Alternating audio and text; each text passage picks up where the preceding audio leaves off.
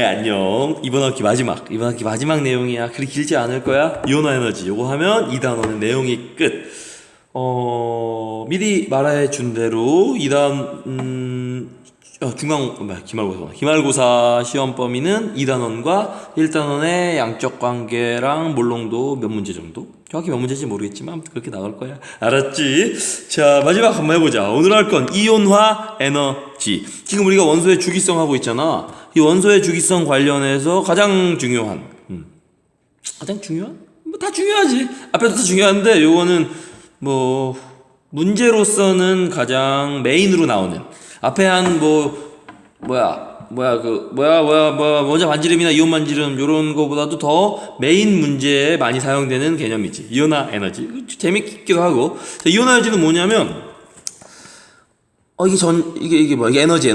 이 어떤 물질이 에너지를 받아서 전자를 잃게 되면 그때 내가 줘야 될 에너지, 이 에너지가 바로 이온화 에너지. 이온화 에너지가 왜 필요한 거냐면, 내가 이 전자는 말이야 얘랑 가까워지면서 에너지가 낮아지잖아. 에너지가 낮아지면서 그 남는 에너지를 밖으로 방출했었지. 그러니까 양성자와 전자가 가까워지면 전자가 그만큼 에너지적으로 안정화돼서 에너지를 밖으로 방출했었어. 근데 그랬던 전자를 다시 양성자로부터 띄어놓을 거라고. 즉 지금 되게 낮은 에너지 상태인데 더 높은 에너지 상태로 만들 거란 말이야, 내가. 그러기 위해서 그 높은 에너지, 그 간격만큼의 상응한 에너지를 내가 줘야 전자가 떨어져 나갈 거 아니니. 그치?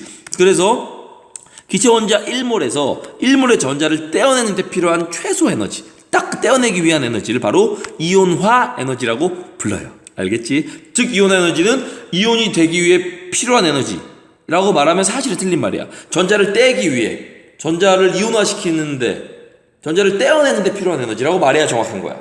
왜냐면 이게 지금은 사설 문제집에 간간히 나오는 전자 친화도라는 개념이 있어요. 그거는 전자를 얻을 때 방출하는 에너지거든. 그러니까 전자를 얻어도 이온이고 전자를 잃어도 이온이란 말이야. 그래서 그냥 이온화 에너지를 이온이 되는데 뭐 어쩌고 한 에너지라고 생각하면 양이온인지 음이온인지 구별할 수가 없잖아.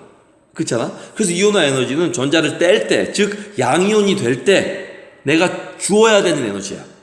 원자 입장에서 필요한 에너지인 거지. 시간이 좀 남을 것 같으니까 말이 길어지네. 아무튼 뭐 그렇다는 거지. 나트륨 원자 이온화 에너지는 1몰당 496kJ야. 이 전자 하나를 띄려면 496kJ의 에너지를 줘야 1몰의 전자가 떨어지니까. 다음 이온화 에너지 뭐 이런 거지. 마그네슘이 있어. 마그네슘은 원자과 전자가 두 개인 아이잖아. 12족. 아니, 뭔 소리야. 아니, 지금 많이 힘든가? 천천히 하자. 미안. 마그네슘은 2족 원소야. 원자과 전자가 두 개인 원소지. 걔의 이온 에너지를 보면 첫 번째 전자를 띌 때 뭐 이온 에너지가 E1이야. E1이라고 쳐. 그럼 두 번째 전자를 띌 때 이온 에너지를 E2라고 보통 말하거든. 근데 그림에서 보면 알겠지만 첫 번째 전자를 띄는 것보다 두 번째 전자를 띄는 게 더 어려워. 더 큰 힘이 들어. 왜 그럴까? 요거부터 이해해야지. 왜 그럴까? 왜 두 번째 전자를 띄는 게 더 힘들까? 자, 가륨 효과, 가려막기 효과 기억나지? 전자 하나가 들어감으로써 나머지 모든 전자와 핵 사이의 인력을 가로막아서 그 인력을 약하게 만드는 힘이지. 지금 여기서 이 전자 하나를 띄면 예를 들어 이 전자 하나를 띄는데 100이라는 힘이 필요했다고 치자. 100이라는 힘이 필요했어. 그럼 다음 전자를 띄는데도 100이라는 힘이면 될까? 라는 개념이야. 결론은 아니야. 더 큰 힘이 필요해. 그래서 얘가 이렇게 힘들어하고 있는 거고. 왜 그럴까? 왜냐면 내가 이 전자 하나를 띄임으로써 이 전자가 나머지 전자 모두에게 작용하고 있던 가리움 효과가 사라지는 거지. 그러면서 얘랑의 인력이 더 커지는 거야. 가로막기가 없어졌으니까. 그래서 내가 이 두 번째 전자를 띌 때는 아까보다 더 큰 인력을 가진 이 전자를 띄어야 되니까 더 큰 힘이 필요하지. 라는 개념이지. 요거 이해해줘야 돼. 알겠지? 그치? 그러면 두 번째 전자가 첫 번째 전자보다 더 큰 힘이 필요한 거, 띄려면 더 큰 힘이 필요해. 즉 이온 에너지가 더 커진다는 건 이해했어. 그 다음 세 번째 전자를 뜰 때는 어떨까? 갑자기 두 명이 필요해. 엄청난 힘이 필요하다고. 요렇게 첫 번째 전자 뜰 때 필요한 힘과 두 번째 전자 뜰 때 필요한 힘, 요 간격보다 두 번째 전자를 뛸 때 필요한 힘과 세 번째 전자를 뛸 때 필요한 힘 사이의 간격이 완전 달라. 이 간격이 훨씬 더 커. 더 큰 힘이 필요해. 더 큰 힘이 필요하다는 거지. 그렇다는 거지. 왜 그럴까? 보면 알겠지만 두 번째 전자 껍질 전자까지는 세 번째 전자 껍질에서 전자를 띄었어. 근데 세 번째 전자는 두 번째 전자 껍질에서 전자를 띄네. 즉 전자와 원자핵 사이의 거리가 훅 가까워진 애를 띄어야 된다고. 그래서 에너지가 훨씬 더 많이 필요한 거야. 즉 전자 껍질이 다른 더 안쪽 전자 껍질에 있는 전자를 떼려니까 전자를 띄는데 필요한 에너지가 훨씬 더 커진다는 거지. 이온 에너지가 훨씬 더 커진다. 뭐 그런 이야기야. 이걸 우리는 순차 이온화 에너지라고 부르거든. 첫 번째 전자를 띨 때 필요한 에너지, 두 번째 전자를 띨 때 필요한 에너지, 세 번째 전자를 띨 때 필요한 에너지, 이런 걸 순차 이온화 에너지라고 불러.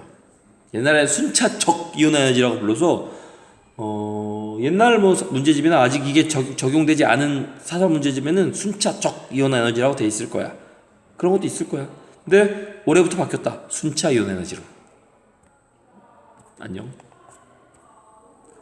올해부터가 아니라 이번 교육과정부터 바뀌었어. 순차 이온 에너지가 점점점 커진다라는 거야. 여기서 요거 커질 때 이유 기억하지? 여기서 요거 커질 때 이유는 좀 다른 이유지. 껍질이 달라져서 그래. 다음. 뚝뚝 증가한다는 게 중요해. 다음. 그래서 우리가 이 순차 이온화 에너지의 변화, 이 추이를 보면 그 원자과 전자가 들어있는 껍질에 전자가 몇 개 들어있는지를 알 수 있게 된다. 이게 바로 사실 이 개념의 핵심이지. 이 개념의 진짜 쓰임이야. 봐. 나트륨은 원자과 전자가 하나이나이지. 1조가이. 그러니까 얘는 첫 번째 전자 껍질에서 전자를 띨 때, 그러니까 첫 번째 전자를 띨 때 496kJ이 필요해. 1몰당. 근데 두 번째 전자를 띄려니까 갑자기 10배, 거의 10배가 필요한 거야. 근데 10배가 이게 그냥 뭐 원래 그냥 같은 껍질에서 띄려도 10배가 필요한 건지 아니면 껍질이 바뀌어서 10배가 필요한 건지 우리는 몰라 아직은. 근데 다음 전자를 띨 때 에너지를 비교해 봤더니 2배는커녕 그러니까 10배는커녕 정말 약간 늘어나. 얘도 약간 늘어나. 아 10배나 늘어난 걸 보니 얘는 껍질에 원자과 전자가 하나이나 아니구나 라는 걸 알 수 있다고. 마그네슘도 똑같아요. 이렇게 2배 늘어났어. 근데 갑자기 세 번째 전자를 띨 때 훅 늘어나 버리지. 그치? 세 번째랑 네 번째는 별 차이 안 났는데. 그치? 그래서 마그네슘은 원자과 전자가 2개나 나이네 라는 걸 알 수 있다고. 다 그런 식이야. 알루미늄 보면 별 차이 안 나 상대적으로. 근데 갑자기 훅 커져버려. 이런 식이라고. 그래서 순차 이온 에너지를 통해서 원자과 전자가 몇 개 있는지를 알 수 있다 하는 개념이야. 알겠지? 자, 다음. 그러면 이제 순차 이온 에너지는 끝? 됐어? 요번에는 이온화 에너지의 주기성 한번 해보자. 이온 에너지가 같은 주기에서 어떻게 변화하고 같은 쪽에서 어떻게 변화하는지를 한번 해보자. 먼저 같은 주기에서야. 같은 주기에서는 원자 번호가 커지면 유역전화가 커졌지. 그래서 사이즈가 어떻게 됐어? 작아졌지. 이게 다 지난 시간에 했던 거야. 같은 주기에서 원자 번호가 커지면, 즉 오른쪽으로 가면 유효액전화가 커지고 원자 반지름은 작아지고 점점 작아진다는 거야. 그럼 우리는 대충 생각할 수 있지. 이 주기율표의 같은 주기에서 왼쪽에 있는 원자는 대략 요만하고 오른쪽으로 갈수록 원자가 작아진다 그랬으니까 원자가 요만해질 거란 말이야. 그러면 우리가 여기 있는 전자, 원자핵은 여기 있고 여기 있는 전자를 띨 때 필요한 힘과 여기 있는 전자를 띨 때 필요한 힘 중에 뭐가 더 많이 필요할까? 라고 생각해보면 당연히 이 전자를 띨 때 더 큰 에너지가 필요하겠다는 생각이 들지. 그래서 우리는 앞에 배운 유효핵전화와 원자 반지름 생각을 하면 주기율표에서 오른쪽으로 가면 같은 주기에서 오른쪽으로 가면 점점점 이온 에너지가 커지겠네? 더 큰 힘이 필요하겠네 전자를 띄기 위해서 생각할 수 있지. 알았지? 자, 그래요. 그래서 봤더니 실제로 같은 주기에서 오른쪽으로 가니까 이렇게 이온 에너지가 커지는 추세를 보이네. 물론 중간에 이렇게 그렇지 않은 애도 보이긴 하지. 그게 왜 그런지는 이제 천천히 얘기해 줄게. 자, 원자 번호가 커질수록 유효액 전하가 증가하여 원자핵과 전자 사이의 인력이 어떻게? 증가하니까 이온 에너지가 대체로 증가하지. 배 제로 증가해. 그렇지 않은 애가 있으니까. 그렇지 않은 것도 2족, 13족, 15족, 16족에서 나타나네. 이것도 재밌네. 왜 그럴까에 대해서 생각해보자. 그럼 같은 족에서 어떻게 되냐? 같은 족에서 봤더니 리튬, 나트륨 어떻게 이온 에너지가 점점점 작아지네. 같은 족에서 아래로 가면 이온 에너지가 작아져. 같은 족에서는 원자번호가 커지면 유효액 전하가 증가하긴 하지만 전자 껍질도 같이 증가하잖아. 그래서 원자과 전자가 원자핵으로부터 더 멀어져요. 그러니까 한 가지 요인에 의해서만 이온 에너지가 결정되는 게 아니야. 그러니까 단순히 생각하면 같은 쪽에서 아래로 내려갈 때 유효액 전하가 커진다는 걸 배웠으니 유효액 전하가 커진다는 건 전자를 당기는 힘이 크다는 거니까 그 전자를 띄기가 어렵겠네? 라고 생각하기 십상인데 그렇지가 않고 전자 껍질도 같이 커져. 그러면서 실질적인 거리가 또 멀어져 버린단 말이지. 그래서 원자과 전자가 핵으로부터 또 멀어져요. 그래서 원자과 전자 사이 인력이 작아져서 결과적으로는 이온 에너지가 어떻게? 감소한다는 거지. 이렇게 보이지? 작아진 거. 그렇다는 거야. 이온 에너지는. 정리하자. 같은 주기에서는 원자번호가 커지며 이온 에너지가 커지는 추세야. 왜냐면 유효액 전하도 커지고 원자 반지름도 작아지거든. 근데 같은 족에선 원자번호가 커지면 아래로 내려가면 유효액 전하는 커지지만 전자 껍질이 커져서 전자와 원자핵 사이의 거리가 멀어진 효과가 있고 그 효과가 더 큰 영향이라서 결국 이온 에너지가 감소한다 라는 거. 됐지? 즉 같은 족에서 아래로 내려가면 전자를 떼기가 더 쉽다는 거지. 오케이. 정리하면 이렇게 되는 거야. 주기율표에서 오른쪽으로 가면 유효액 전하가 증가, 이온 에너지가 증가. 아래로 내려가면 유효액 전하가 증가, 원자 반지름 증가. 같은 주기에서 왼쪽으로 가면 원자 반지름 증가. 같은 쪽에서 위로 가야 이온 에너지 증가라는 거지. 이 모든 게 다 따로따로 외울 게 아니라 실은 하나라는 걸 이해해야 돼요. 외우는 게 아니야. 하나만 정확히 이해하면 원자 반지름의 변화 추이 또는 유효액 전하의 변화 추이 하나만 이해하면 나머지가 주르륵 이해가 된다고. 그렇게 해서 하나의 덩어리로 이해가 돼야 돼. 파이팅. 18조 원소는 원자 반지름 주기에서 제외한다는 거 뭐 정도. 자 됐어. 마지막 하나는 밥 먹고 찍을게. 안녕. 밥 먹고 찍자. 배고파. 네, 밥 먹고 왔고 이번 학기의 마지막 개념.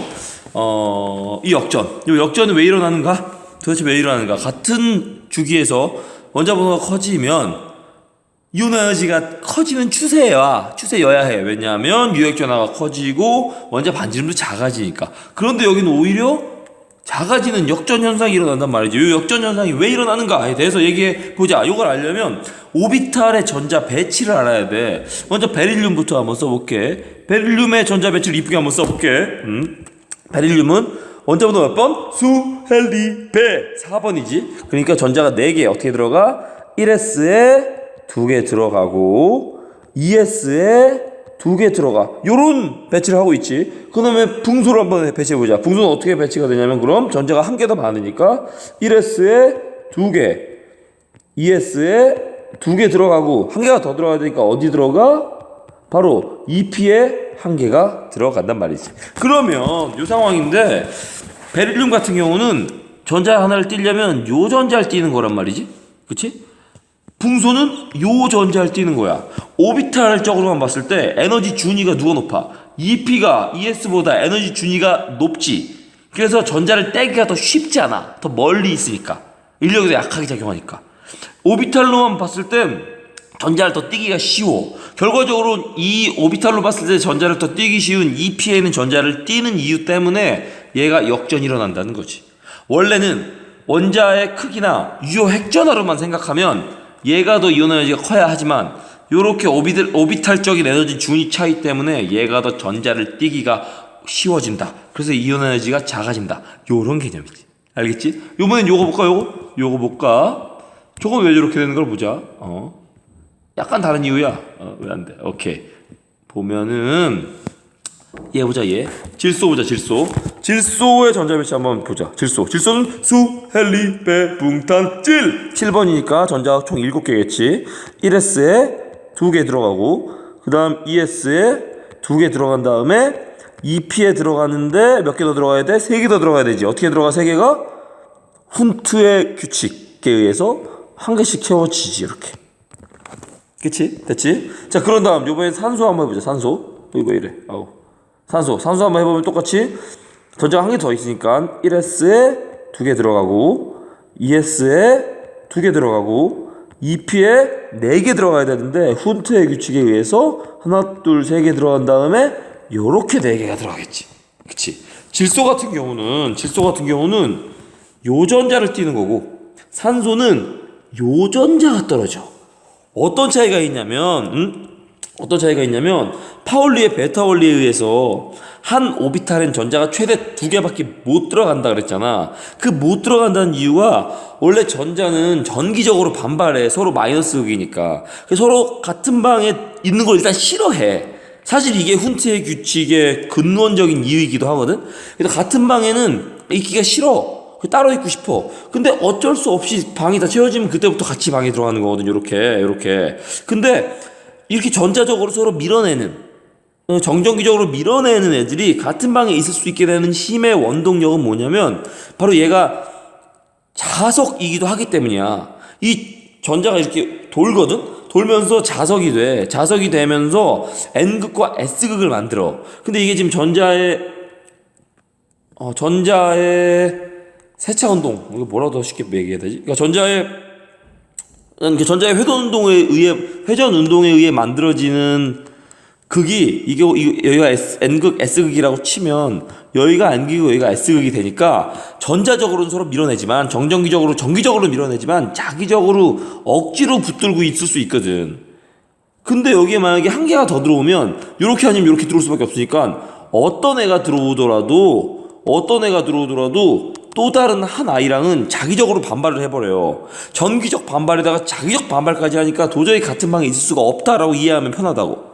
무슨 말인지 알겠어? 그래서 요렇게 한 오비탈에는 전자가 요렇게 있는 게 최대라는 거지. 근데 이 최대인 이유가 자기적으로 억지로 붙들고 있는 거 비슷한 거라는 거야.